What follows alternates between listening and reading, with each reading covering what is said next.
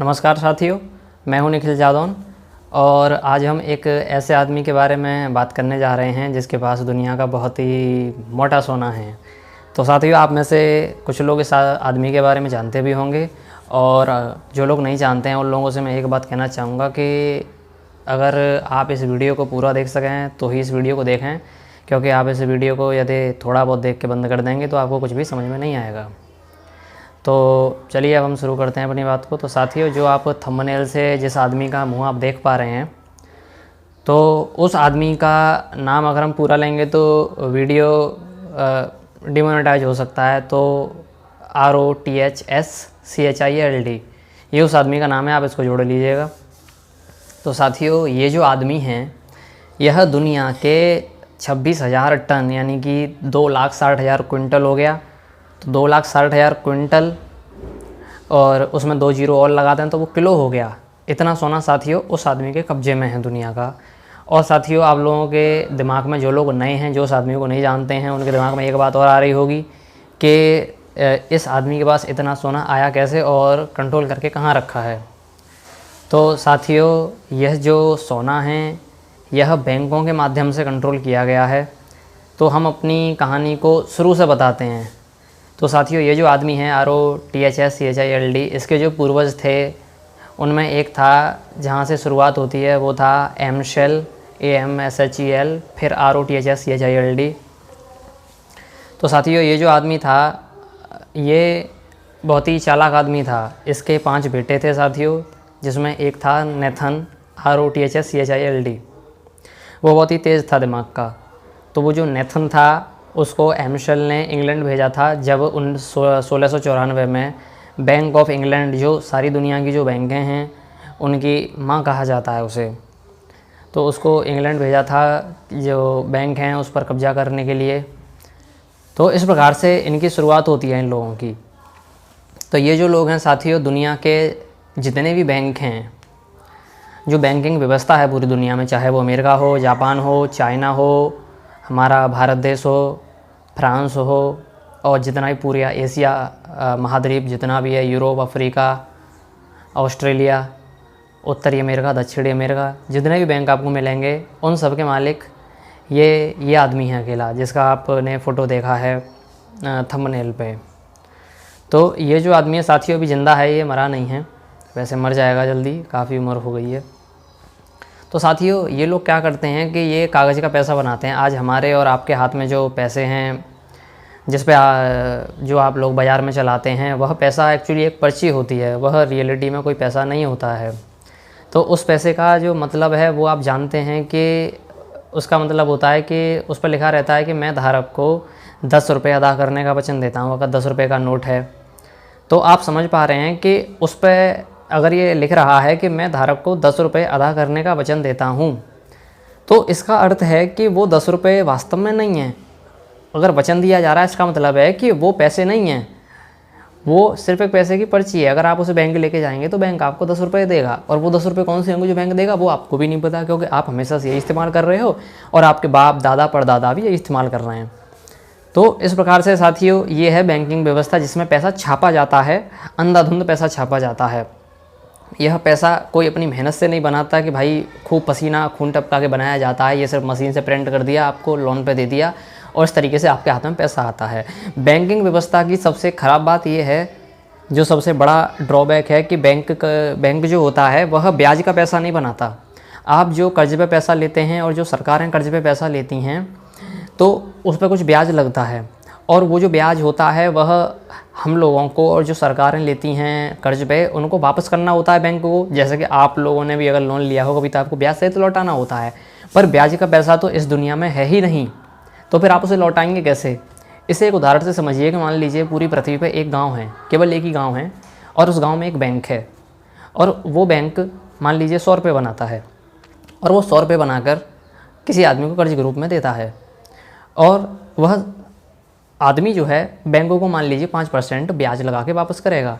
अब जो 5% ब्याज लग के, मान लीजिए अगर उसे 5% महीने का लगा ब्याज, तो ये 5 रुपये ब्याज के बनते हैं 1 महीने बाद। अब 1 महीने बाद उस आदमी को 105 रुपये बैंक को वापस करने हैं। तो साथियों, अब जो वो 5 रुपये हैं वह वह आदमी तभी तो वापस कर पाएगा जब 5 रुपये बैंक ने बनाए हों वास्तव में, जबकि बैंक ने तो केवल 100 रुपये बनाए हैं। तो 5 रुपये जो ब्याज के हैं वो ब्याज का पैसा तो बैंक ने बनाया ही नहीं।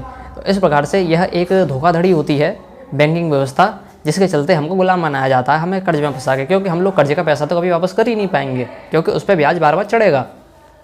तो साथियों, ये जो लोग हैं दुनिया की सभी सरकारों को, पूरी मीडिया को, और जितने भी वो लोग हैं जो एक बहुत बड़े ग्रुप को इन्फ्लुएंस कर सकते हैं, जैसे क्रिकेटर हैं, सिंगर हैं, एक्टर्स होते हैं, एक्ट्रेस होती हैं, आदि आदि जितने भी लोग आते हैं जो फेमस हैं कुछ हद तक, काफ़ी हद तक, तो वो लोग इन्हीं के द्वारा संचालित किए जाते हैं। वो लोग इन लोगों पे पैसा लगाते हैं, चाहे वो क्रिकेटर हों, फिर चाहे वो आपके सिंगर हों, चाहे वो आपके एक्टर हों, एक्ट्रेस हों, इन लोगों पे पैसा लगाते हैं और पब्लिक को हमेशा नींद की गोली देकर सुलाए रखने का काम ये लोग करते हैं, ताकि आप लोग सच्चाई तक कभी ना पहुंच पाओ कि भाई दुनिया में इतना भ्रष्टाचार, भुखमरी, बेरोज़गारी है क्यों, आखिर प्रॉब्लम क्या है।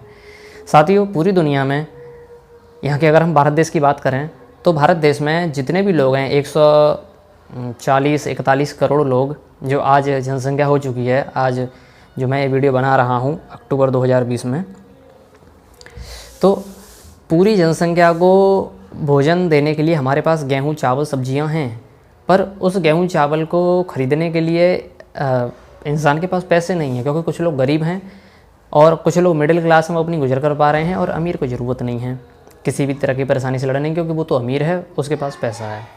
तो गरीब जो है क्यों नहीं खरीद पाता उस चीज़ को, जबकि गेहूँ चावल तो बहुत है खरीदने के लिए, क्योंकि उसके पास पैसा नहीं है। देश में पैसे की कमी है, तो पैसे की कमी है क्यों, तो पैसे की कमी कौन बनाए रखता है? जाहिर सी बात है, पैसे की कमी वो बनाए रखेगा जिसको पैसे की कमी बनाए रखने से फ़ायदा होगा। तो हमारी जो बैंकिंग व्यवस्था है भारत की भी, ये भी उसी बैंकिंग व्यवस्था के अंतर्गत आती है जो कि उन लोगों के द्वारा चलाई गई है, ROTHS, CHILT। उसके साथ और भी लोग हैं जिसमें है ROCKE, तो ये, और एक है SOROS, और एक वो है जो माइक्रोसॉफ्ट का जो है ये एक फाउंडेशन चलाता है, bill and Melinda Gates foundation, तो वो आदमी भी है। ये सब लोग मिले हुए हैं और ये लोग दुनिया के एक बहुत बड़े हिस्से को मतलब मिटाना चाहते हैं, ख़त्म करना चाहते हैं कि जनसंख्या भाई पृथ्वी पे 800 करोड़ हो गई है और ये बहुत ज़्यादा है, तो इसको किसी भी तरीके से कम किया जाए, मतलब ख़त्म किया जाए कि भाई ये लोगों, इतने सारे लोगों को वो कंट्रोल नहीं कर सकते। अगर इतने लोगों में से अगर मान लीजिए अगर 1% लोग भी अगर जाग गए तो बहुत बड़ी क्रांति हो जाएगी। तो ये उनके लिए बहुत ही डर की बात है, और इतना उनके पास पुलिस, सेना आदि चीज़ें नहीं हैं जिसके ज़रिए वो हम लोगों को बंदूक के दम पर कंट्रोल कर सकें। तो वे लोग इस डर में हैं, और वे लोग तब तक डरे रहेंगे जब तक हम लोग बहुत भारी संख्या में हैं पूरी दुनिया में, इंसान 800 करोड़ लोग, जिनको वो पूरी तरह कंट्रोल नहीं कर पा रहे हैं। और साथ ही आप लोग जानते हैं कि आज जो छोटे छोटे बैंक हैं वो तो सब डूब चुके हैं, और जो बड़े बैंक हैं वो भी आने वाले 2-3 साल में डूब जाएंगे। मैंने बोला डूब जाएंगे, डूब सकते हैं नहीं, यानी कि मुझे पक्का मालूम है। और आप लोग देखिएगा कि आपका जो बैंक में पैसा पड़ा है वह भी सुरक्षित नहीं है। तो साथियों, ये जो बैंकिंग व्यवस्था है, इसमें क्या होता है कि जो देश का सोना होता है वह तो बैंक में जमा हो जाता है। अब हमने बताया ना थंबनेल में कि उस आदमी के पास 26,000 टन सोना है, तो जो सोना होता है वो तो बैंकों में जमा हो जाता है, जो केंद्रीय बैंक होते हैं सभी देशों के, अमेरिका हो चाहे जापान हो, और उसके बदले जो केंद्रीय बैंक होती है वह पैसा छाप के और बाज़ार में उतार देती है, जिससे लोग उस पैसे को खर्च करते हैं। पहले क्या होता था कि सोने चांदी के सिक्के चलते थे, आज क्यों नहीं चलते? क्या प्रॉब्लम है उनमें कोई? ऐसी को तो कोई बात नहीं है। अगर बात करें कि भाई उनमें मिलावट हो जाती थी कि भाई मान लो सुनार उसमें कॉपर मिला के बेच देगा सोने के सिक्के में, चांदी के में, तो क्या आज मिलावट बंद हो गई है? आज भी 2000 के 500 के नकली नोट बना दिए जाते हैं और बाज़ार में चलते हैं। तो मिलावट का सिलसिला तो साथियों पहले भी था और आज भी है। वजह इसके पीछे कुछ और है, क्योंकि वो लोग सोने को कंट्रोल करना चाहते हैं पूरी दुनिया के, और इस प्रकार से बैंकों में वो लोग सोना जमा करवा के और कागज़ का पैसा छाप के सरकारों को दे देते हैं, और कोई सरकार उनके खिलाफ बोलती है तो इस प्रकार से जो सोना है वह बैंकों में, जितना मैंने आपको बताया उतना बैंकों में रखा हुआ है पूरी दुनिया की, जिसमें अमेरिका की बैंक में सबसे ज़्यादा सोना है। करीब 8,000 टन सोना है जो अमेरिका की बैंक में रखा हुआ है।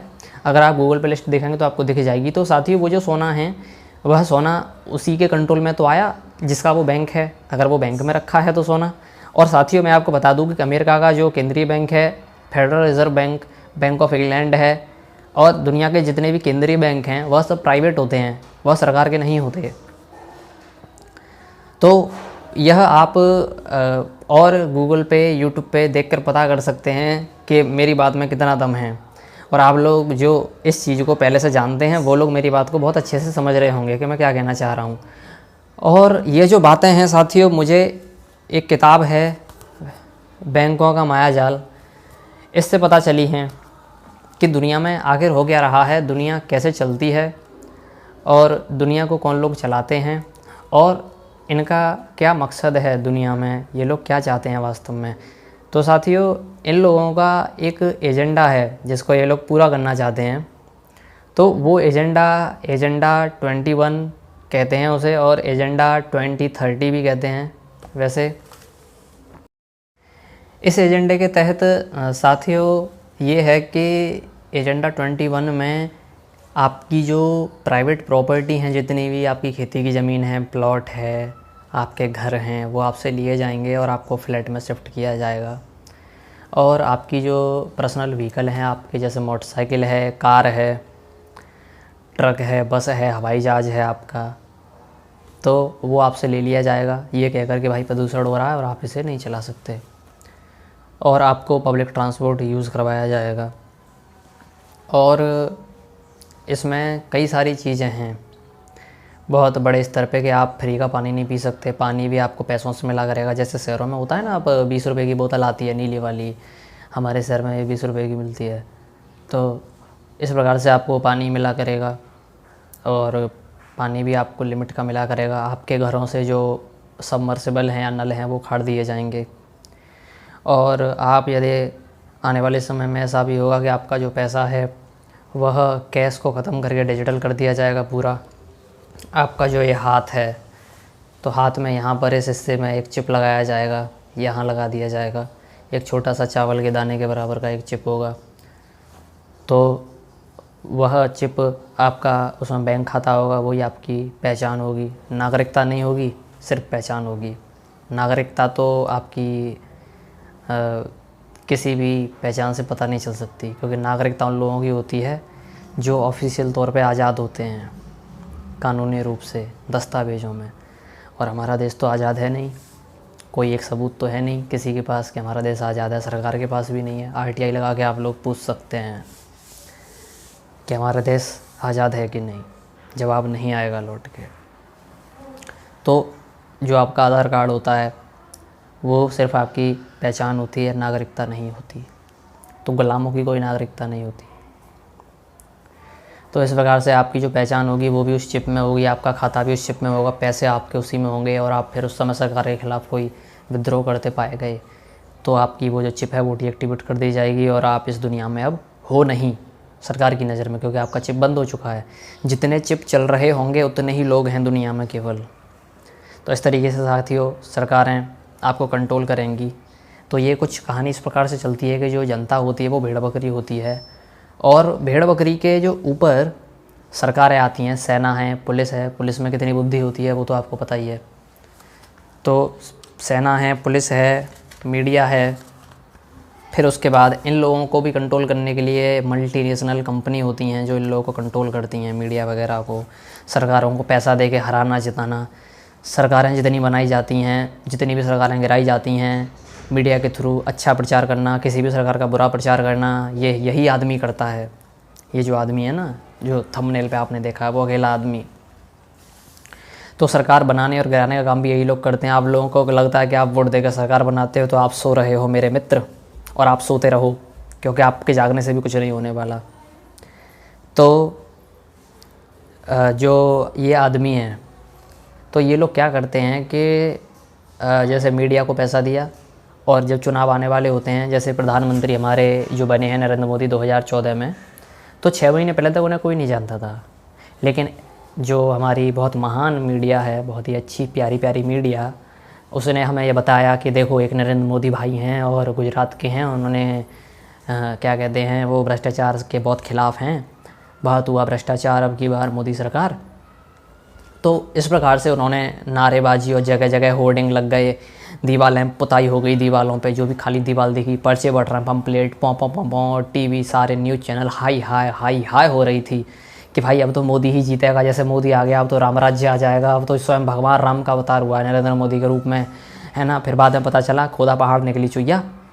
फिर आखिरकार फिर 8 नवंबर 2017 को नोटबंदी हो जाती है, जो उसी आदमी ने करवाई थी ताकि आपकी जेबें खाली हो सकें, आपको तोड़ा जा सके। नोटबंदी हुई और आपके खाते खुलवाए गए, जनधन खाते खुलवाए गए, ताकि उन लोगों को ये पता चल सके कि आप पर कितना पैसा है, और वो लोग आपको आसानी से गुलाम बनाने की जो प्रक्रिया है उसको अच्छे से आगे बढ़ा सकें। फिर उसके बाद जीएसटी आया, जो कि छोटे व्यापारियों को ख़त्म करने के लिए था पूरी तरह। तो जीएसटी कुछ इस प्रकार से ही बनाया गया था कि जिसमें जो बड़े व्यापारी हैं, थोड़े अच्छा है जिनका व्यापार, उन्हीं को फ़ायदा होगा, और जो छोटे व्यापारी हैं वो निपट जाएंगे हौले हौले, आहिस्ता आहिस्ता निपटेंगे। जैसे वो होता है ना, हलाल होता है मुर्गा, आहिस्ता आहिस्ता। तो हलाल और झटका में दोनों में अंतर होता है। तो मुर्गा हलाल होता है ना आहिस्ता आहिस्ता, तो ऐसे ही व्यापारी हलाल हो रहे हैं आहिस्ता आहिस्ता। और अब जो किसान बिल आ गया है, तो ये जो 3 बिल आए हैं, ये भी तीनों के तीनों बिल, इसमें से एक भी बिल ऐसा नहीं है जो किसानों के पक्ष में आया हो। तीनों के जो तीनों बिल हैं वो व्यापारियों के पक्ष में आए हैं। इसमें वो लोग आपसे कॉन्ट्रैक्ट करवा के कंपनियां किसानों से क्या उगवाएंगी, कैसा बीज देंगी, वो आपको पता नहीं है, मुझे पता है, ठीक है। तो इस प्रकार से ये जो ज़मीनें हैं एंड में आके इन मल्टीनेशनल कंपनीज़ की हो जानी है ज़मीनें किसानों की, और खेती जो है इसको भी व्यापार बना दिया जाएगा। जैसे शिक्षा को व्यापार बना दिया गया है। अभी जो नीट का रिज़ल्ट आया तो उसमें एक बच्चा था, उसने नीट निकाला है, शोएब कुछ ऐसे नाम है उसका, जो भी है, और एक लड़की है, तो दोनों के 720 में से 720 नंबर आए हैं। तो जैसे अब ऐड दिखा रहे थे, मैंने देखा फेसबुक पे कि भाई वो जो लड़का है वो 6 कोचिंग में पढ़ के आया, ऐसा 6 कोचिंग बड़ी बड़ी वो दावा कर रही हैं कि ये बच्चा हमारे यहाँ से पढ़ा है। अब आप लोग बताइए कि एक बच्चा 6 कोचिंग में कैसे पढ़ सकता है? वो ज़्यादा से ज़्यादा 2 कोचिंग में पढ़ सकता है, अगर वो कोचिंग बहुत बड़ी बड़ी हैं 6 की 6, तब भी बच्चा कितना ही मूर्ख हो, कितना ही समझदार हो, उसके माता पिता कितने ही मूर्ख होंगे, उसे ज़्यादा से ज़्यादा 2 ही कोचिंग करवाएंगे। 6 कोचिंग तो नहीं करवा सकते ना किसी कीमत पे, मैक्सिमम 2। तो ये जो व्यापार है आपस में साठ गांठ करके रखती हैं जितनी भी कोचिंग हैं और कंपनियां हैं। वैसे मैं तो इन्हें कंपनी कहता हूँ, तो जिसमें आकाश है, कोटा वाली हैं, और भी हैं बहुत सारी हैं। तो ये चोर हैं सब के सब। तो ये लोगों ने जैसे शिक्षा को व्यापार बना लिया है। कभी हमने 20 साल पहले सोचा था कि शिक्षा कभी 2020 में आगे व्यापार बन जाएगी, तो उसी प्रकार से जो खेती है इसको भी कंपनियों के द्वारा हड़पा जाएगा, विदेशी कंपनियों के द्वारा, और किसान मजबूरन अपनी ज़मीन बेचने को मजबूर होगा, जैसे किसान मजबूरन आत्महत्या करने को मजबूर है।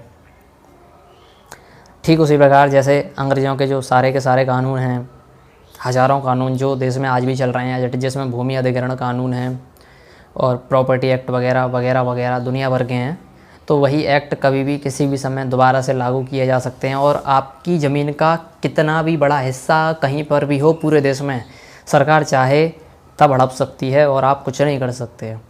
क्योंकि आप लोगों का ऐसा मानना है कि आग पड़ोसी के घर में लगी है तो कोई बात नहीं, पड़ोसी बुझा लेगा, आप उसकी मदद नहीं करोगे, हमारे घर में लगेगी तब देख लेंगे। और इसी के चलते आज हमारा जो देश है वह गुलामी की खाई में बहुत तेज़ी से आगे बढ़ रहा है। जिसमें अभी जो एक महामारी आई थी, अभी भी चल रही है, जो तथाकथित महामारी, जो ना दिखाई देती है ना सुनाई देती है, बस मीडिया में दिखती है, और महामारी कहाँ है। और वो जो कीड़ा आया हुआ है जिससे लोग मर रहे हैं, तो वो कहाँ है कीड़ा? आपकी नाक में, आपके मुंह में। वैसे असली जो जगह है कीड़े की वो है जनता के दिमाग में। तो वो जो कीड़ा है वह जनता के दिमाग में है घुसा हुआ। तो जब कोई वायरस आपके शरीर के किसी पार्ट को इफ़ेक्ट करने की जगह, आपको बीमार करने की जगह आपके दिमाग को बीमार कर देता है, तो आप सबसे ज़्यादा डर जाते हो, क्योंकि डर ही असली महामारी है।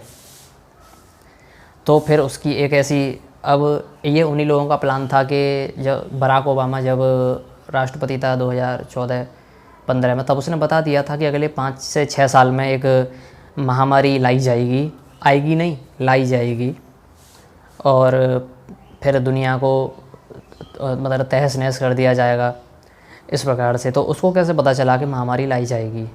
और जब ये महामारी आई थी नवंबर 2019 में, नवंबर दिसंबर में या अक्टूबर में, चाइना में हल्ला उड़ा था, उससे कुछ दिन पहले एक मीटिंग हुई थी। उसको आप EVENT इवेंट 2021 के नाम से आप देखेंगे तो बिल गेट्स की मीटिंग थी, जिसमें वो बता रहा है कि कैसे हम वैक्सीन के थ्रू, वायरस के थ्रू, ये वायरस किस प्रकार से नुकसान करता है और वैक्सीन से हम किस तरीके से दुनिया की 10 से 15% जनसंख्या को आसानी से कम कर सकते हैं। और साथियों, ये जो वैक्सीन का एजेंडा है ये बिल गेट्स का चलाया हुआ है। तो ये है इस प्रकार की चीज़ें। तो साथियों, ये जो एजेंडे के तहत है कि आपको पूरी तरह गुलाम बनाया जाएगा। और ये है कि जो लोग इसे षड्यंत्रकारी बातें मानते हैं, कॉन्स्पिरेसी थ्योरी मानते हैं, तो उन लोगों की जानकारी के लिए बता दूं कि वे लोग एक RTI लगा के पूछ लें भारत सरकार से कि भारत का राजा कौन है, भारत को कौन चलाता है। 16 अगस्त 1947 को भारत का राजा कौन था, RTI लगा कर पूछ लें, उन्हें ये पता चल जाएगा कि मेरी कही हुई बातें कितनी सच हैं और कितनी गलत हैं। तो साथियों, जो मल्टीनेशनल कंपनी होती हैं वे लोग, उनको सपोर्ट करना इसी आदमी का काम है। ये जो आदमी आपने थंबनेल में देखा है, पैसा देकर सपोर्ट करना, उनमें हिस्सेदारी खरीदना, उनको अपने हिसाब से चलाना। फेसबुक है, अमेजन है, जियो है और टाटा है और आपका यूट्यूब है। ये जितनी भी कंपनियां हैं इनको ये अकेला आदमी ही कंट्रोल करता है। आप, अगर मैं ये वीडियो भी डाल रहा हूँ यूट्यूब पे, तो जब तक वो चाहेगा तब तक ये वीडियो यूट्यूब पे पड़ा रहेगा, अन्यथा हटा दिया जाएगा। और जब तक वो चाहेगा तब तक हम लोग इस दुनिया में ज़िंदा रहेंगे, नहीं तो हटा दिए जाएंगे। पे चाहे उसके लिए वर्ल्ड वॉर 3 करवाना पड़े, जैसे 2 वर्ल्ड वॉर इतिहास में इसी आदमी के द्वारा करवाए गए थे। तो आप लोगों को पता नहीं होगा कि वो जो 2 वर्ल्ड वॉर हुए हैं वो भी इन्हीं आदमियों के जो पूर्वज थे उन्होंने करवाए थे। साथियों, जब आपको किसी एक आदमी को गुलाम बनाना हो तो आप छोटी सी प्लानिंग बनाते हो 4 से 10 दिन की। जब आपको पूरे एक गांव को गुलाम बनाना हो या गांव का राजा बनना हो, जैसे गांव में प्रधान होता है, तो आपको करीब 6-7 महीने की प्लानिंग करनी पड़ती है, 1 साल की प्लानिंग करनी पड़ती है कि कैसे कैसे हम जनता का दिल जीतेंगे और इस प्रकार से हम गांव के प्रधान बनेंगे। और जब आपको एक राज्य को गुलाम बनाना हो तो आप प्लानिंग लंबी करते हो 4-5 साल की। जब आपको पूरे देश को गुलाम बनाना हो तो आप कम से कम 10 साल की प्लानिंग करते हो, 15 साल की। और जब आपको पूरी पृथ्वी को गुलाम बनाना हो तो आप प्लानिंग लंबी करते हो, 100-150 साल की। तो साथियों, इन्होंने भी जो प्लानिंग है वो 150 साल की थी।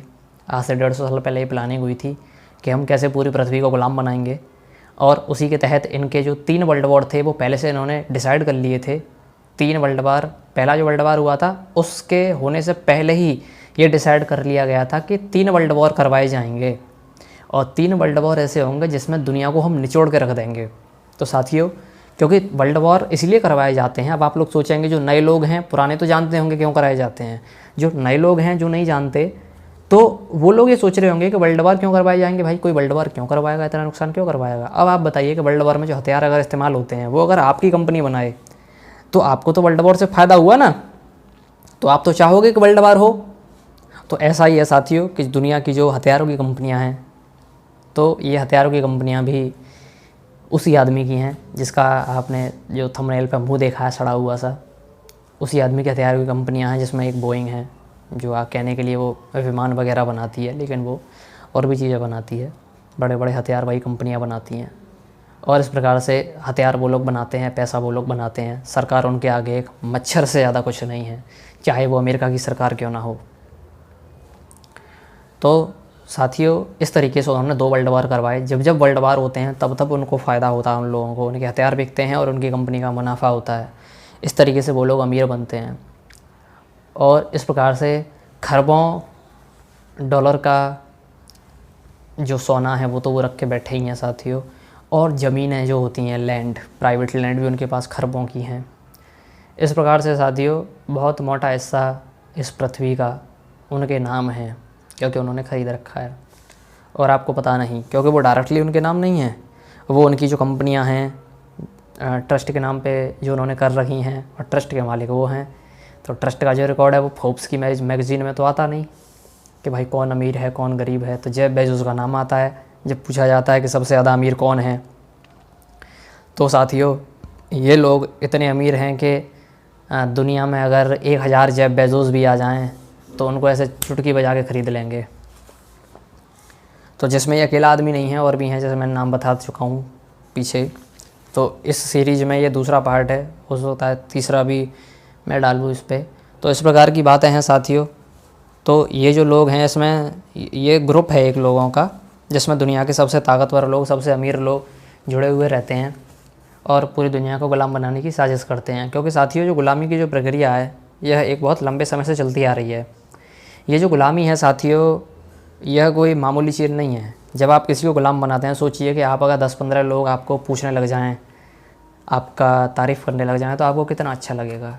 तो जब आप किसी पे राज करते हैं, आप जब कहीं के राजा होते हैं, तो आपकी इच्छा और बढ़ती जाती है कि यार मैं और बड़ा राजा बनूं, मैं और आगे जाऊं जीवन में। तो साथियों, गुलाम बनाने की प्रक्रिया हज़ारों साल पुरानी है। तो वही प्रक्रिया है, इनके दिमागों में लालच है कि दुनिया को गुलाम बनाएंगे और उसको कंट्रोल करेंगे, फिर अपनी मनमर्जी चलाएंगे। साथियों, ये वो लोग हैं जो शैतान की पूजा करते हैं। हाँ, वो इस तरह का ऐसे हाथ करता है, एक हाथ ऊपर एक ऐसे नीचे करके, शैतान है कोई, जिसको ये लोग शैतान बोलते हैं।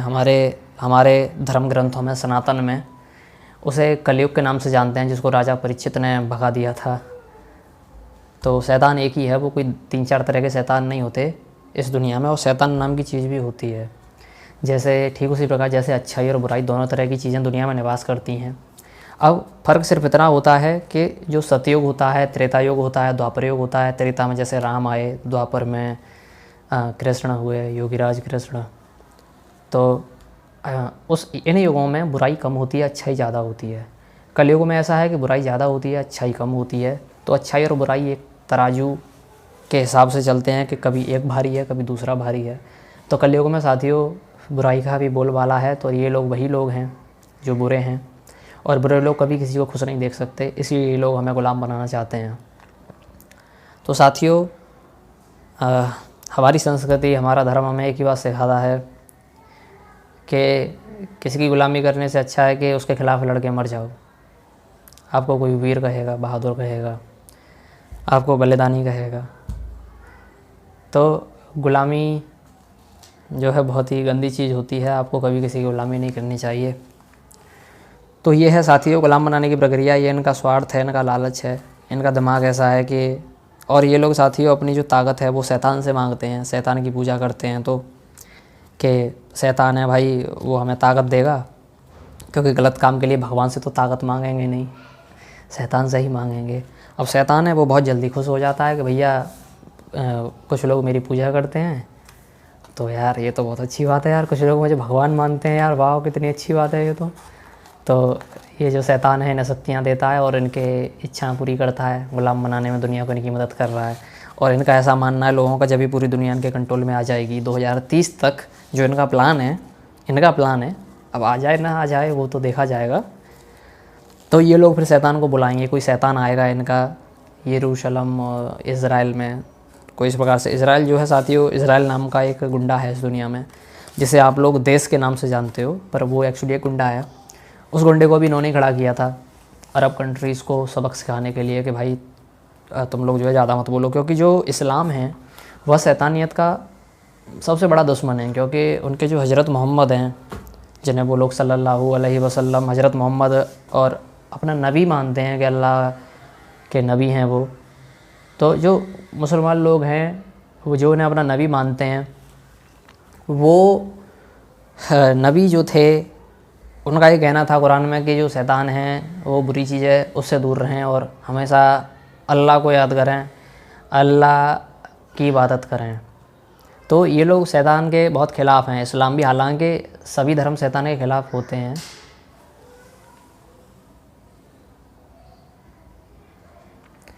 तो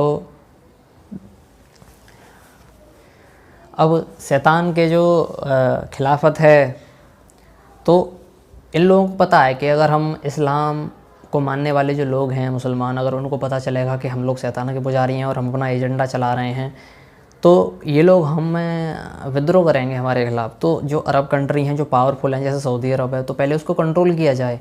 साथियों आप लोगों को एक बात बता दूं कि सऊदी अरब का जो सोना है, सऊदी अरब के लोग जो सोने के हैं, उनके यहाँ जो शौचालय होते हैं जिसमें वो पेशाब करते हैं, मल करते हैं, वो भी सोने के बने होते हैं। पर इसका मतलब ये नहीं है कि उनका सारा सोना सऊदी में ही पड़ा है। उनका सोने का एक बहुत बड़ा हिस्सा अमेरिका में जमा है। हमारे जो राजीव दीक्षित थे वो बताते थे, उन्होंने किसी कुछ शेख से बात की थी कि भाई आप अपना सोना अगर हमारे भारत की बैंकों में जमा करेंगे तो इससे हमारे भारत की जो आर्थिक हालत है उसमें सुधार होगा, साथ ही आपको उल्टा ब्याज मिलेगा। और साथियों वो जो लोग शेख हैं जो वो अपना सोना अमेरिका में देते हैं, उससे उन्हें उल्टा पैसा देना पड़ता है सोना सुरक्षित रखने के लिए अमेरिका में। बल्कि अगर वो सोना हमारे देश में रखें अगर वो शेख, तो उल्टा उन्हें ब्याज मिलेगा जो शेख हैं, और इससे हमारे भारत की आर्थिक स्थिति मजबूत होगी।